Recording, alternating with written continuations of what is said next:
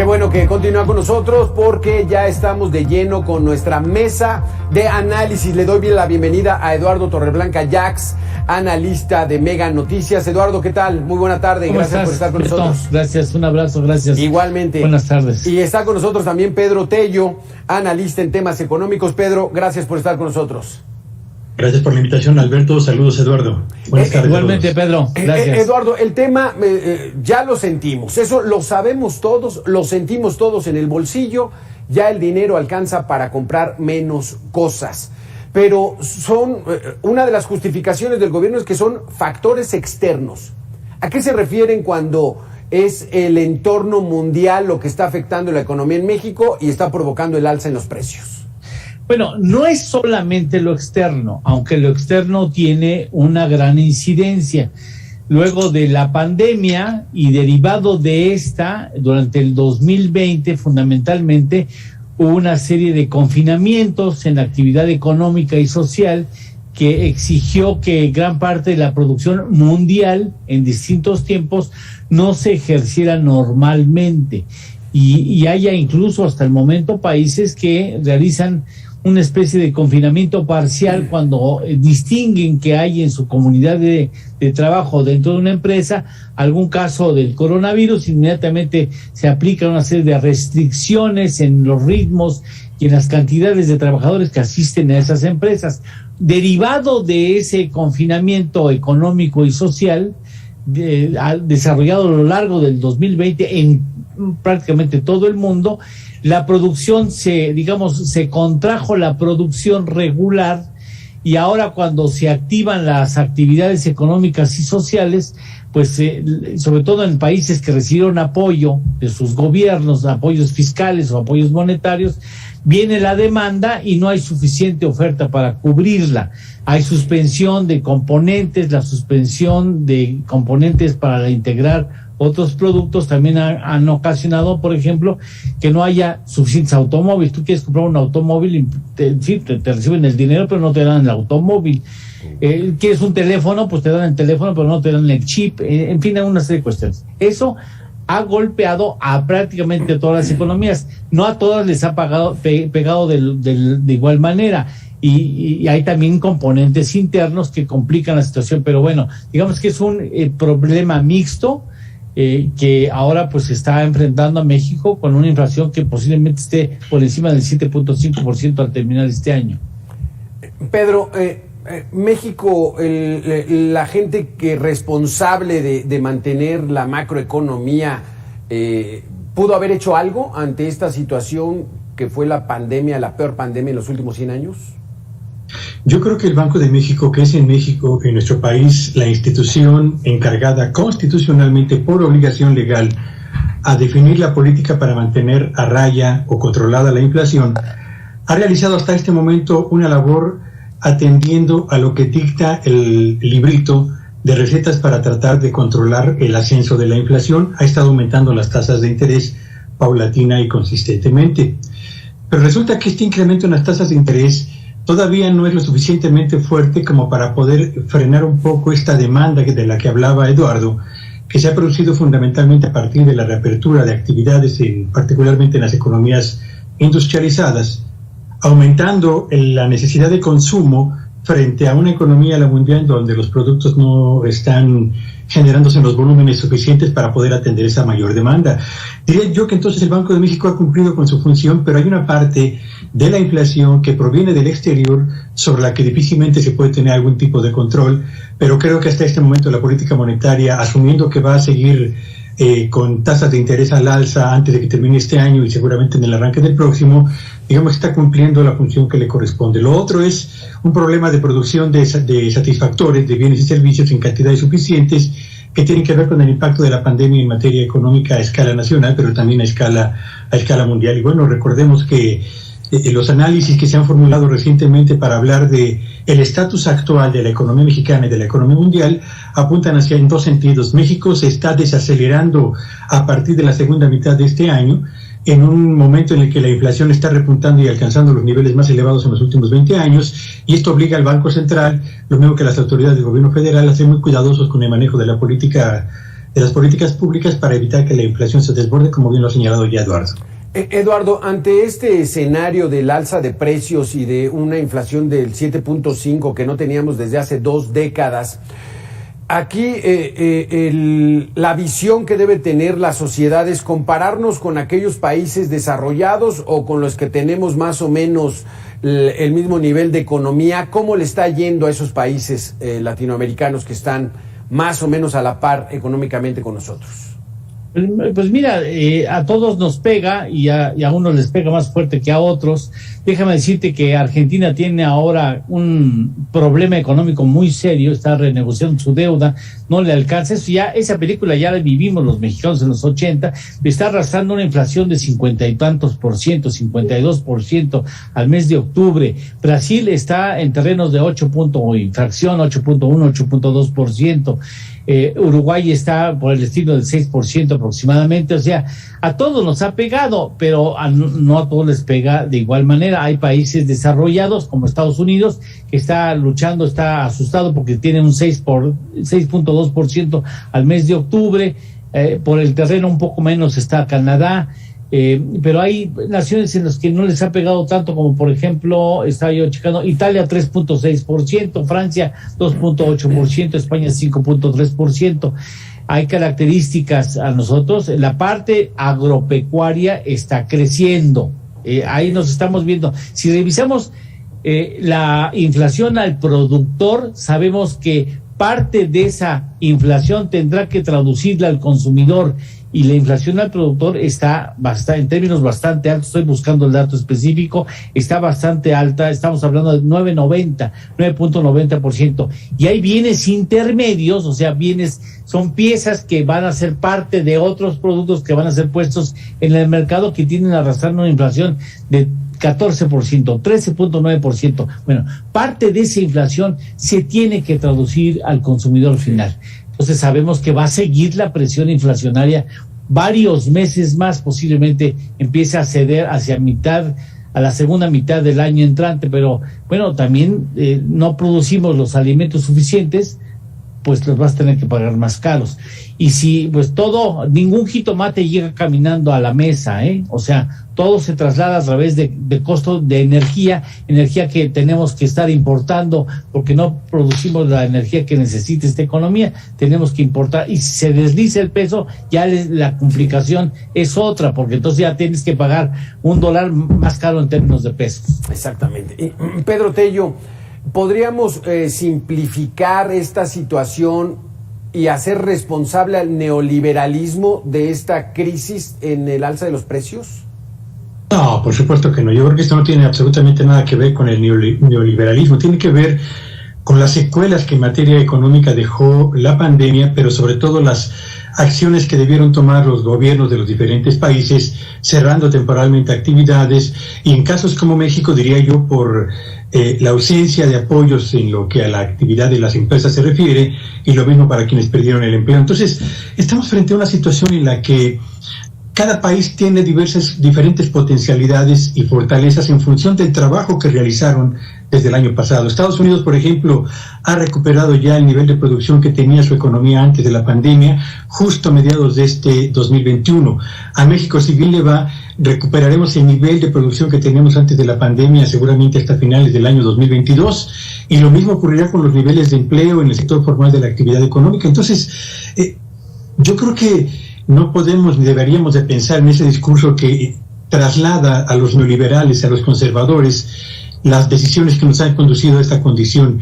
Este gobierno hay que reconocerlo, también una responsabilidad por omisión en lo que tiene que ver con dos aspectos muy importantes: la articulación de una estrategia que permitiera contener la caída de empresas y empleos, y dos, ahora que hemos empezado ya la reanimación de la actividad económica nacional, la articulación de un plan que convoque a empresarios, a trabajadores del campo de la ciudad, intelectuales, etcétera, para definir un rumbo fijo, para tener un plan de navegación que convoque el esfuerzo nacional en favor del crecimiento y de la recuperación de todo aquello que hemos perdido en los últimos meses. Pero culpar a los neoliberales de esto, yo creo que es un exceso.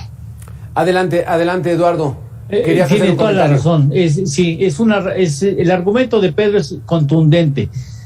Discrepo en algo. no tiene cómo hacerlo, pero lo va a hacer el gobierno, no lo va a culpar a los neoliberales, por supuesto, va a decir que las piezas que puso el neoliberalismo sobre la mesa estaban equivocadas, llenas de corrupción, y que por eso la economía está viendo crecer los precios, por supuesto. Y lo parte más importante que yo he escuchado en esto, que mira que no ha habido desperdicio, es lo que dice Pedro.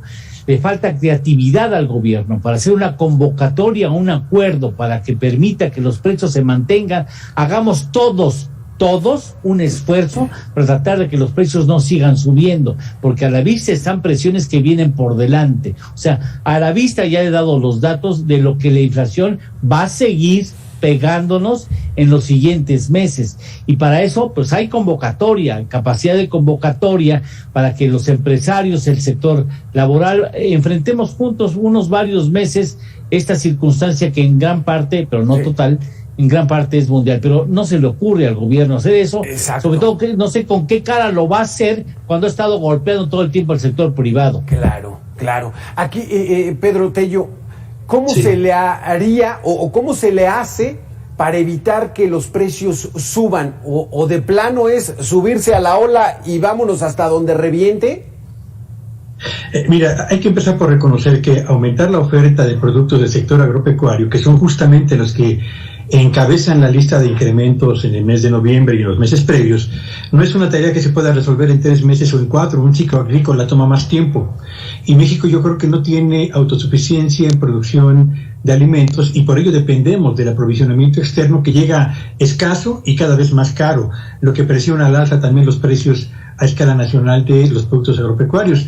Y tampoco tenemos control sobre el mercado de hidrocarburos a escala mundial, y dependemos de la importación de gasolinas, de gas LP, pero también de buena parte de los productos petroquímicos que México no fabrica y que son materias primas estratégicas para industrias como la química, como la alimentaria, para el sector fabril en su conjunto, y que así también para la actividad comercial. Así que enfrentamos una condición muy singular, una inflación que acelera el paso y una economía que está aterrizando a tasas de avance cada vez más lentas, y un gobierno cuya omisión no ha permitido definir un plan de navegación que nos permita avanzar en materia de crecimiento económico a partir de las fortalezas propias y menos de la dependencia del aprovisionamiento externo de buena parte de lo que podemos producir competitivamente en este territorio. Porque Eduardo, el gobierno sí lo que hizo fue, en medio de la pandemia, no haya confinamientos. Oye, pero va a morir mucha gente. Pues casi, pues ni modo. Hay que reabrir la economía porque ya veían venir esta ola de alza de precios y esta crisis. Entramos en una paradoja porque hay especialistas que dicen hay que guardar el dinero, no hay que gastar mucho, hay que ser muy prudentes, pero eso rompe la cadena económica que podría retrasar la recuperación. ¿Qué debemos hacer en estos momentos los ciudadanos? Es una situación difícil, ciertamente, ¿no?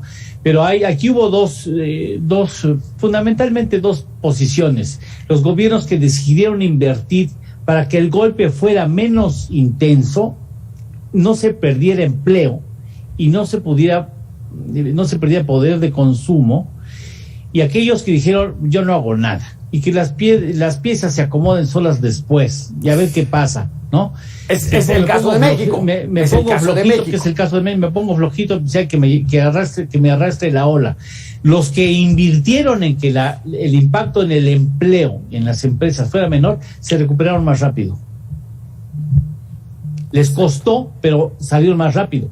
Estados Unidos, ya lo dijo Pedro, va a recuperar prácticamente lo que perdió. Hasta quizás sale ganando, ¿no? Perdió 3.5, este año va a crecer más de eso. Y nosotros hasta el 2024, sí. Segurito. ¿A eso te referías, Pedro, esa actitud de omisión del gobierno? No hacer nada y que la ola nos lleve y que reviente donde sea y ya tengo responsables los neoliberales.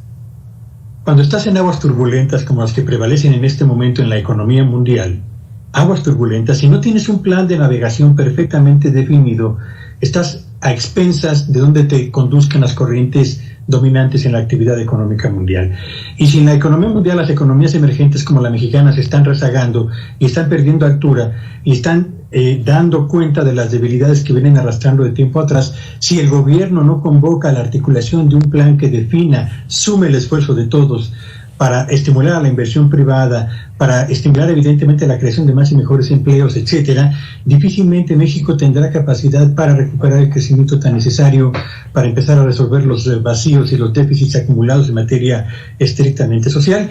Y por último, yo diría que no olvidemos que la creación de un plan de desarrollo es una obligación constitucional y de ese plan nacional de desarrollo tienen que derivarse planes sectoriales para el desarrollo. No hay en México planes sectoriales que se estén ejecutando para el fortalecimiento de la planta productiva y la generación de más y mejores empleos, desafortunadamente. Eduardo Torreblanca, ¿ves la posibilidad de que el gobierno que encabeza López Obrador diga vamos a hacer un pacto económico por México? No. O sea, trepémonos a estas leyes para evitar una crisis peor. No, ya el giro de timón yo lo descarto. La alternativa de que concentre y trate de convocar a un pacto, yo creo que ya lo puede intentar, pero a mí me parece que la iniciativa privada reaccionará de manera muy tímida, porque no puede ser que todo el tiempo estás dándole de coscorrones a la iniciativa privada y ahora sí lo necesitas. Y vengan, siéntanse, por favor, siéntense que vamos a trabajar juntos en un plan antiinflacionario, un pacto para evitar que la inflación se nos vaya de las manos. No, yo creo que ya no está en su ADN, no tiene demasiado energía negativa hacia el sector privado como para pensar que reconozca que los necesita. Yo lamentablemente creo que no. Sí, no viene por ahí. Pedro, el ciudadano común, ¿qué tiene que hacer en estos días? Vamos a entrar a la segunda quincena de diciembre con estos datos de una inflación que puede cerrar de 7.5%, el dinero cada vez vale menos, eso ya lo sabe el consumidor. ¿Qué tiene que hacer? Yo diría que hay tres consideraciones importantes, entre muchas más que podrían plantearse en este momento, pero creo que hay tres cruciales. Número uno, y la más importante, cuide su fuente de ingresos. Los empleos que se han generado son empleos de muy baja calidad y no tenemos la certeza de que se vayan a conservar esos empleos el próximo año. Segundo, teniendo una fuente de ingresos relativamente estable, creo que tenemos que avanzar tan rápido como sea posible hacia el desendeudamiento de las familias, particularmente en aquellos casos donde la deuda acumulada en tarjeta de crédito es muy elevada, porque las tasas de interés van al alza y eso obligará a que una parte mayor del presupuesto personal y familiar se destine al pago de la deuda o del crédito utilizado al amparo de la tarjeta de crédito. Y tercero, hay que realizar en la medida de lo posible una administración tan inteligente del gasto que nos permita concentrarnos en lo más importante para garantizar un nivel de bienestar digno a nuestras familias y en la medida de lo posible avanzar hacia la creación de un fondo de ahorro para enfrentar cualquier eventualidad económica a escala personal o en el núcleo familiar. Te hago la misma pregunta como última, Eduardo. ¿Qué hacemos los ciudadanos de a pie ante esta ola de alza de precios? Que va a parecer que no contesto la pregunta, pero cuida el trabajo. No te endeudes, no con tarjeta, ¿no? Y trata de avanzar lo más posible en el pago de las deudas que tengas con mayor tasa de interés y sé muy razonable en el consumo. Y aprende que cuando los tomates están muy caros, es muy rica la salsa roja. Y si la fruta que más te gusta, si la piña está por los cielos, pues prueba los limones, pero para eso las amas de casa son magas. Entonces creo que hay que ser muy cuidadosos unos cuantos meses para ver cómo evoluciona este problema. Exactamente, viene una cuesta de enero, esa silla cantada con todo hay que tener mucha prudencia. Muchísimas gracias, Eduardo Torreblanca, y Pedro. Muchísimas gracias, Pedro Tello, gracias por haber estado con nosotros. Gracias a ustedes, gracias, Alberto. Hasta luego. Saludos. Buenas tardes, hasta luego. Hasta aquí este espacio de información, ya lo sabe usted, las recomendaciones de los expertos. Puede ver esta entrevista nuevamente en nuestras redes sociales, en YouTube, en Facebook, para tomar nota por si no lo hizo, y hay que ser muy cuidadosos.